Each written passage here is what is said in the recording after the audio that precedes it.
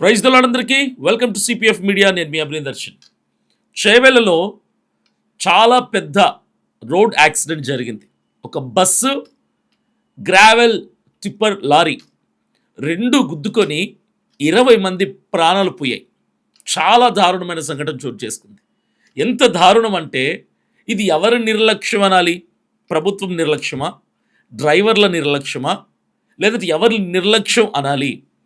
మనం కర్నూలు దగ్గర జరిగినటువంటి ఫైర్ యాక్సిడెంట్ చూసాం. ఒక బస్సు పడిపోయిన బైక్ని ఢీకొని అలాగ ముందుకెళ్ళిపోవడంతో అక్కడ కూడా దాదాపు 24 మంది చచ్చిపోయారు. సజీవ దహనం అయిపోయారు, చనిపోయారు అంటుకుంటే. ఆ కుటుంబాల కన్నీళ్లు ఇంకా ఆరక ముందే 10 రోజులు కూడా కాలేదు ఆ సంఘటన చోటు చేసుకొని. వెంటనే 10 రోజులు గ్యాప్ కూడా లేకుండా చేవెలలో అంతకంటే ఘోరమైనటువంటి ప్రమాదం చోటు చేసుకుంది. ఇక్కడ కూడా బస్సే, అది ట్రావెల్ బస్సు, ఇది ఆర్టీసీ బస్సు. ఎంత ఘోరాతి ఘోరంగా ఆ సంఘటనను చూస్తుంటే కళ్ళల్లో నీళ్లు తిరుగుతున్నాయి. యవనస్తులు, ఆడవాళ్ళు, వృద్ధులు, పసిబిడ్డ దారుణాతి దారుణంగా చనిపోయారు. గ్రావెల్లో ఇరుక్కుపోయారు.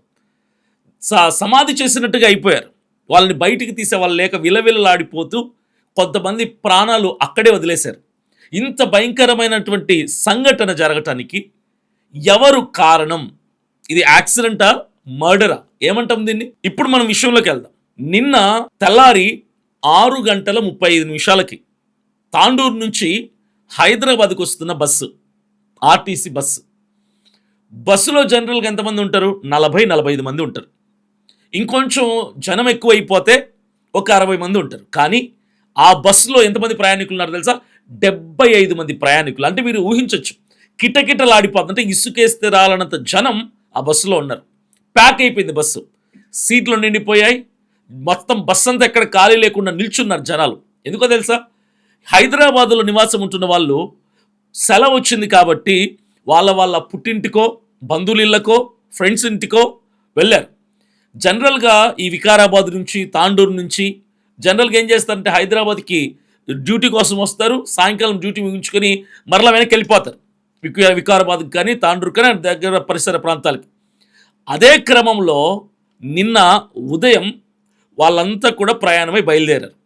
అందరికీ ఎమర్జెన్సీయే. డ్యూటీలకు వెళ్ళాల్సిన వాళ్ళు, బిజినెస్లకు వెళ్ళాల్సిన వాళ్ళు, జాబ్స్కి వెళ్ళాల్సిన వాళ్ళు, కాలేజెస్కి వెళ్ళాల్సిన వాళ్ళు, ఇంకా ఇతర పనుల మీద వెళ్ళాల్సిన వాళ్ళు, అందరికీ ఎమర్జెన్సీయే. బస్సులు తక్కువ. అయితే బస్సు వచ్చింది, ఒక్కొక్కరు బస్సు ఎక్కడం మొదలుపెట్టారు. ఒకరు కాదు, ఇద్దరు కాదు, 40-45 మంది కూర్చోవలసిన బస్సులో 75 మంది ఎక్కేశారు. బస్సు మొత్తం ప్యాక్ అయిపోయింది. అసలు కదలటానికి కూడా చోటు లేనటువంటి పరిస్థితి, ఊపిరి కూడా ఆడనటువంటి ప్యాక్ అయిపోయింది బస్. ఇది ఎవరి నిర్లక్ష్యం అనాలి? అంతమందిని ఎందుకు ఎక్కించాలి కండక్టర్? అంతమందిని ఎందుకు యాక్సెప్ట్ చేయాలి?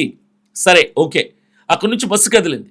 ఆ హైవే అక్కడ ఆ రోడ్డు ఎలా ఉండాలంటే 4 లైన్ రోడ్గా ఉండాలి.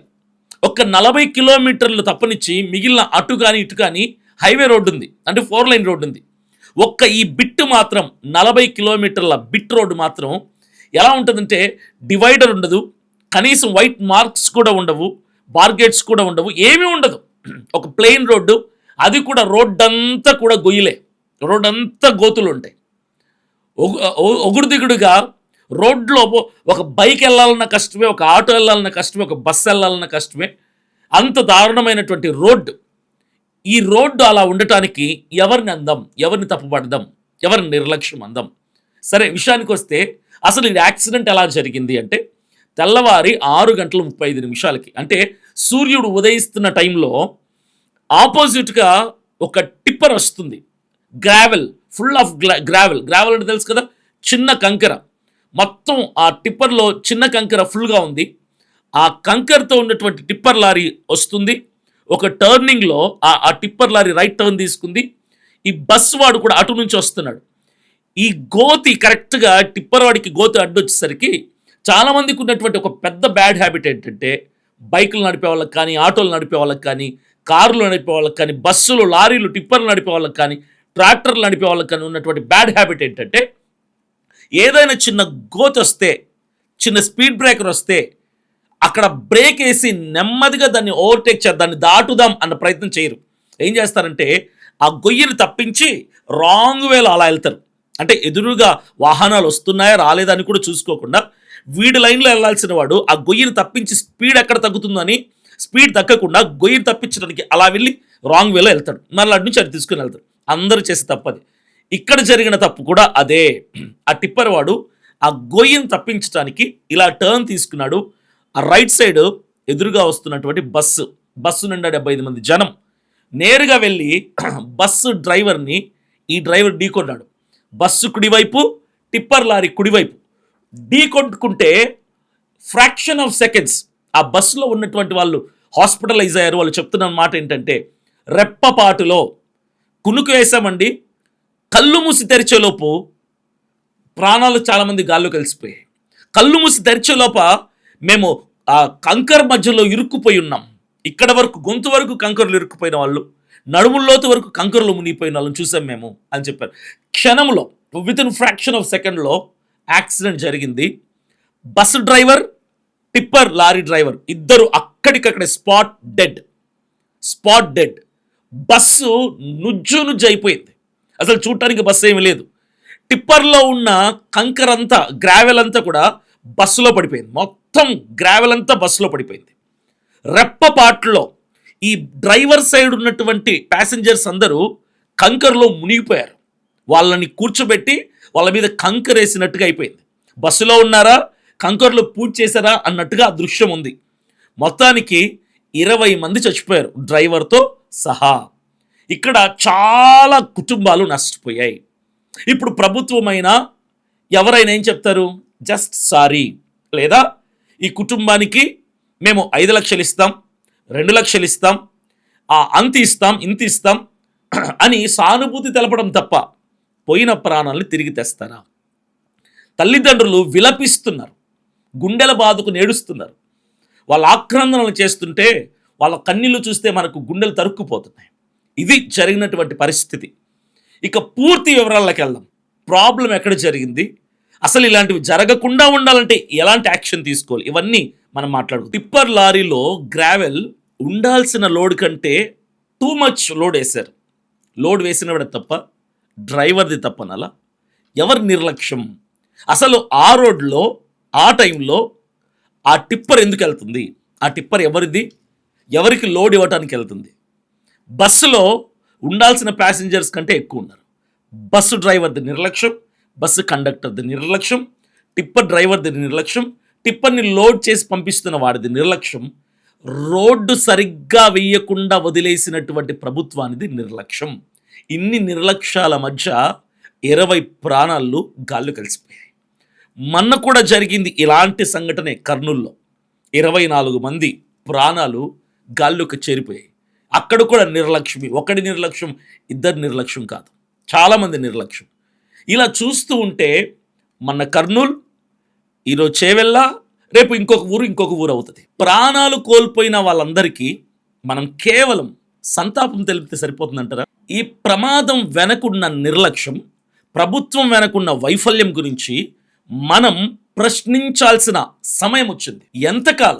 ఇంకెంతకాలం రోడ్లు ప్రాణాలు తీస్తుంటాయి? ప్రతి ప్రమాదం తర్వాత ప్రభుత్వం చెప్పే డైలాగ్స్ ఇవే: ఇంకా సేఫ్టీ పెంచుతాం, ఇలాంటివి జరగకుండా చూసుకుంటాం, ఇక మీదట ఇలాంటివి ఎక్కడా జరగకుండా మేము తగిన చర్యలు తీసుకుంటాం, మేము యాక్షన్ తీసుకుంటాం అని చెప్పడం మనం వింటున్నామే తప్ప, పాడైపోయిన రోడ్లు, సిగ్నల్స్ లేని జంక్షన్లు, సరైన ట్రైనింగ్ లేనటువంటి ట్రాన్స్పోర్ట్ వ్యవస్థ, ఇవన్నీ ప్రాణాలని బలితీస్తున్నాయి. నేను ఒక్కటే చెప్తున్నాను, ఇది యాక్సిడెంట్ కాదు, దీన్ని మర్డర్ అనాలి. ప్రజల పట్ల ప్రభుత్వం నిర్లక్ష్యం అన్నటువంటి నేరం. ఆ రోడ్లు ఎన్ని సంవత్సరాలుగా అలా పాడైపోయిందో తెలుసా? లైట్లు లేవు, రోడ్డు మీద మార్క్స్ లేవు, పక్కన బార్గెట్స్ లేవు, హెచ్చరిక బోర్డులు లేవు. ఎవరో ఒకరు ఫిర్యాదు చేస్తూనే ఉన్నారు ఈ రోడ్లో ప్రమాదం జరిగే అవకాశం ఉందని. కానీ ప్రభుత్వం ఖాతరు చేయలేదు, చెవిన వేసుకోలేదు, ప్రజల యొక్క ఆ సమస్యని పట్టించుకోలేదు. ఈరోజు ఇలాంటి దుస్థితి అక్కడ చోటు చేసుకుంది. ప్రాణాలు పోయిన తర్వాత విచార కమిటీ అంటున్నారు. ఇది న్యాయమా? ఇదేనా ప్రజాసేవ? నాయకులు, ప్రభుత్వాలు ఎలా తయారంటే ప్రజల ప్రాణాల కంటే వాళ్ళ కుర్చీలే వాళ్ళకు ప్రాముఖ్యం. ప్రతి మినిస్టర్‌కి, ప్రతి ఎమ్మెల్యేకి సెక్యూరిటీ, కాన్వాయ్ ఎక్స్‌ట్రాలు ఉంటాయి. కానీ ప్రజలకి ఎవరైతే ఓట్లు వేస్తే ఆ ఓట్లతో గెలిచినటువంటి సింహాసనం మీద కూర్చుంటున్నారో, ఆ ఓట్లు వేసే సాధారణ ప్రజలకి కనీస సేఫ్టీ లేదు సార్. ప్రతిసారి రోడ్డు సేఫ్టీ కోసం, రోడ్డు విస్తీరణ కోసం, రోడ్ డెవలప్‌మెంట్ కోసం ప్రభుత్వం నిధులు ఇస్తుంది. మరి ఆ ఫండ్ ఎక్కడికెళ్ళిపోతుంది? ఎవడు బ్యాంకులో దాచుకున్నాడు? చెక్ చేసేదెవరు? దాన్ని బయటకు తీసేదెవరు? ఆఫీసర్ల నిర్లక్ష్యం వల్ల, రోడ్ ఇంజినీర్ల తప్పుడు పనుల వల్ల ఎంతమంది ప్రాణాలు బలైపోతున్నాయి చూసారా? ఎందుకో నాకు అర్థం కాదు. రోడ్డు ప్రమాదం జరిగిన తర్వాతే ప్రభుత్వం చర్యలు తీసుకుంటామని చెప్పి కదులుతుంది. డ్యామేజ్ అయిన రోడ్లని ప్రభుత్వం చూస్తూనే ఉంటది. ఎందుకు కానీ నెలలు, సంవత్సరాల తరబడి అలా వదిలేస్తున్నారు. మీకు విషయం చెప్తా. మన తెలంగాణ స్పీకర్ ఎవరైతే ఉన్నారో, ఆ స్పీకర్ కూడా ఈ హైదరాబాద్ నుంచి ఆ తాండూరు వెళ్ళే మార్గంలో ట్రావెల్ చేస్తాడు ఆయన. ఆయన రోజు ఆ రూట్లను తిరుగుతాడు. మరి ఆయన చూడటం లేదా ఆ గుంతలు పడిన రోడ్లు? ఆయన ఇబ్బంది పడటం లేదా? అదే నేను అంటున్నా, ఈ డ్యామేజ్ అయిపోయిన రోడ్లను చూస్తూ కూడా ఎందుకు వదిలేస్తున్నారు దానిలో రిపేర్ చేయకుండా? అంటే నిధులు లేవా? ఫండ్ లేదా? వస్తున్న నిధులు ఏం చేస్తున్నారు? ఇది నా ప్రశ్న. ట్రాఫిక్ పోలీసులు కేవలం ఎందుకున్నారు తెలుసా? హెల్మెట్ లేకపోతే ఫైన్ వేయటానికి, కారులో సీట్ బెల్ట్ పెట్టుకోకపోతే ఫైన్ వేయటానికి, త్రిబుల్ రైడింగ్ వెళ్తే ఫైన్ వేయటానికి మాత్రమే ట్రాఫిక్ పోలీసులు ఉన్నారు. అదే సిన్సియర్ వర్క్ అనుకుంటున్నారు వాళ్ళు. కానీ సేఫ్టీ కోసం చర్యలు తీసుకునే ట్రాఫిక్ పోలీస్ మాత్రం, సిబ్బంది మాత్రం, డిపార్ట్మెంట్ మాత్రం మనకు కనిపించదు. ఖచ్చితంగా చెప్తున్నాను, ఇది సిస్టమ్ వైఫల్యం, ప్రభుత్వం వైఫల్యం. ఇప్పుడు ఇక మౌనం కాదు. ప్రజల ప్రాణాలతో చెలగాటలు, ప్రజల ప్రాణం మీద రాజకీయాలు ఆపాలి. ప్రతి జిల్లాలో రోడ్ సేఫ్టీ ఆడిట్ తప్పకుండా చేయాలి. ఎవరి నిర్లక్ష్యం వల్ల అయితే ప్రమాదాలు జరిగి ప్రాణాలు పోతున్నాయో ఆ అధికారిని, ఆ ఆఫీసర్ మీద వెంటనే కేసు ఫైల్ చేసి ఇమ్మీడియట్గా, ఇన్స్టాంట్గా ప్రాణాలు ఎంత స్పీడ్గా అయితే పోయాయో అంతే స్పీడ్గా ఆ సంబంధిత అధికారిని సస్పెండ్ చేయాలి. ప్రతి రోడ్డుపై సిగ్నల్లు, లైట్లు, హెచ్చరిక బోర్డులు, బార్గెట్లు తప్పనిసరిగా ఏర్పాటు చేయాల్సిన బాధ్యత వాళ్ళకుంది. ప్రజల పక్షాన నిలబడాలి మనం. ప్రాణాలకు విలువున్న దేశం మనకు కావాలి అంటే మనమే గలం విప్పాలి, మనమే ప్రశ్నించుతూ నేర్చుకోవాలి, మనమే ఎదురు తిరిగి అన్యాయాన్ని మాట్లాడాలి. ఎంతటి అధికారి అయినా, ఎమ్మెల్యే అయినా, ఎంపీ అయినా, సీఎం అయినా, పిఎం అయినా సరే మనుషుల ప్రాణాల కంటే విలువైన వాడెవడు కాదు. ప్రతి గ్రామంలో, ప్రతి పట్టణంలో సేఫ్ రోడ్స్, సేఫ్ జర్నీ కోసం మనం గలం విప్పాలి. ప్రజాప్రభుత్వం అంటే ప్రజల భద్రతకు ముందుండాలి సార్. రోడ్డు మీద ప్రాణాలు వదిలేస్తున్న ప్రజలు మీకు ఓట్లేసిన వాళ్ళే కదా, కాదా? పోతున్న ప్రాణాలకు విలువ లేకపోతే ఆ సీట్ల మీద కూర్చుంటున్నటువంటి అధికారులకు కూడా విలువ లేదు. చేవెళ్ళలో చనిపోయినటువంటి సంఖ్యను మాత్రమే మనం చూస్తున్నాం.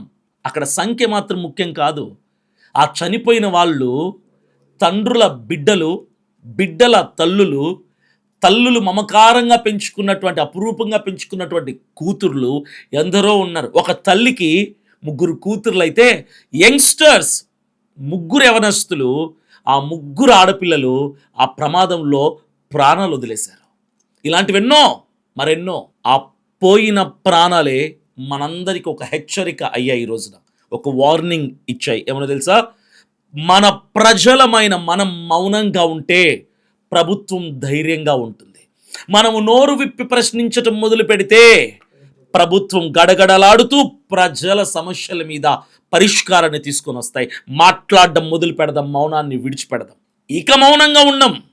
ప్రతి ప్రమాదం వెనక ఉన్న నిర్లక్ష్యాన్ని, ఆ ప్రమాదానికి వెనక ఉన్నటువంటి కారకుల్ని ఖచ్చితంగా జుట్టు పట్టుకొని బయటికి తీసుకొచ్చి నిలబెడతాం. ప్రతి సామాన్య పౌరుడు చెప్పాలి ప్రభుత్వానికి వినబడేలాగా, మాకు హామీలు కాదు సార్, మాకు సేఫ్టీ లైఫ్ కావాలి, మాకు సురక్షితమైన జీవితం కావాలి అని. ఇక మౌనాన్ని విడిచిపెడదాం, మాట్లాడడం మొదలు పెడదాం, అన్యాయాన్ని ప్రశ్నించడం మొదలు పెడదాం. న్యాయం కోసం, హక్కుల కోసం, 2 తెలుగు రాష్ట్రాల ప్రజల కోసం. సో, నేనొకటే ఆశిస్తున్నాను. ఇలాంటి సంఘటనలు ఇంకెక్కడ చోటు చేసుకోకుండా ఉండాలని. నేను చెప్పగలిగింది ఒకటే. ఏ ప్రాణాలైతే పోయాయో, ఏ కుటుంబాలైతే బిడ్డల్ని, తండ్రుల్ని, తల్లుల్ని, కూతుర్లని పోగొట్టుకున్నారో వాళ్ళందరికీ నా ప్రగాఢ సానుభూతి తెలియచేస్తున్నా. సార్ ఇప్పటికైనా ఆ రోడ్డుని సరిచేయండి. ఆ గోతుల్ని సరిచేయండి. రోడ్డు విస్తీర్ణ చేయండి. రోడ్లు పెద్దవి చేయండి. చెట్లున్నాయని ఎవడో కేసు పెట్టాడు. మీరు ఆ కేసు మీద కనీసం పోరాటం చేయకుండా వదిలేశారు. మనుషుల ప్రాణాల కంటే చెట్లు విలువైనవి కాదు. చెట్ల కంటే మనుషులు విలువైన వాళ్ళని గుర్తించండి. ఇప్పటికైనా చనిపోయిన కుటుంబాలకు డబ్బులు ఇస్తున్నారు మంచిదే. కానీ నెక్స్ట్ అదే రోడ్లో యాక్సిడెంట్ జరగకుండా ఉండాలంటే ఇప్పటికైనా యాక్షన్లోకి దిగండి. రోడ్లు వేయండి, వేస్తారని నేను ఆశిస్తున్నాను. ప్రజల్ని బాధ పెట్టొద్దు, శాపాన్ని తెచ్చుకోవద్దు. Thank you.